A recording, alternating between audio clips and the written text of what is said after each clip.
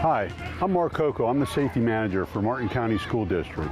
And I want to talk to you a little bit about playground equipment and playground safety. Playground equipment has been around for a long, long time, decades, even longer. And one of the things that has happened is the safety of the design of the playground equipment has gotten much better over time. And we also have better installation methods, better surfaces that help prevent injuries. But even though we do those things and design them that well and install them and maintain them as well as we can, we're still going to have our share of injuries. And most of those injuries occur as a result of falls or head and neck entrapments. And those are the most serious ones that we want to try to avoid. We can prevent 90% of the playground injuries that we have by having proper supervision, proper use of the equipment, and a proper maintenance schedule for our equipment. Martin County School District has two different types of playground equipment, and they are based on age appropriateness. We have equipment that is for 2 to 5-year-old students, and we have equipment that is for 5 to 12-year-old students. Please do not have younger students than 5 years old on the playground equipment that is 5 to 12, and likewise, we don't want to mix the older students with the younger students on that younger equipment. Proper playground supervision means active monitoring of the playground, continually scanning those areas and taking turns so that you use teamwork as a way to continually walk through that playground. Make sure you know and follow preset rules on the playground, what they can and can't do. You want to postpone conversations that you want to have with adults or other students until the end of the playground period.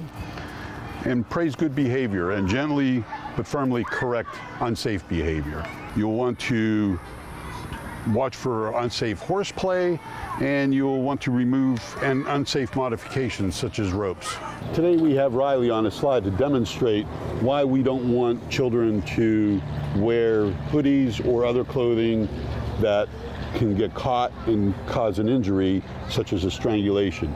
As you see, she has the strings on her hoodie, and those things can get stuck in between certain crevices, and when they slide down the slide, they can get them caught and they can actually strangle the children. So we want the strings removed, or actually the hoodie itself removed.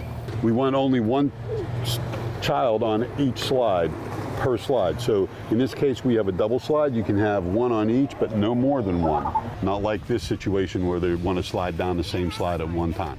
Please remember that we want the landing area to be cleared at the bottom before another child goes down the slide so they don't have a collision. This is one example of an improper use of the playground. We do not want them climbing or using holes that are not meant for handholds or footholds improperly. Here's a place where kids like to climb, and this is not permitted as well. We need to keep them off of here. Here's a thing that we also don't want them to do, is hanging upside down on these types of climbers or monkey bars. Climbing on the outside of the barriers is also not permitted.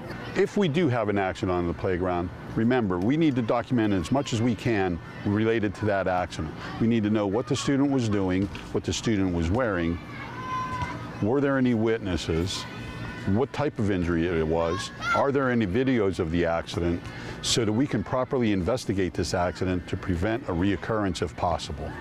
We hope that this session gave you some pointers on what makes an effective playground supervision program for our students at school. Remember, we want the students to have and enjoy being on the playground and have fun, but we want them to do it in as safe as manner as possible.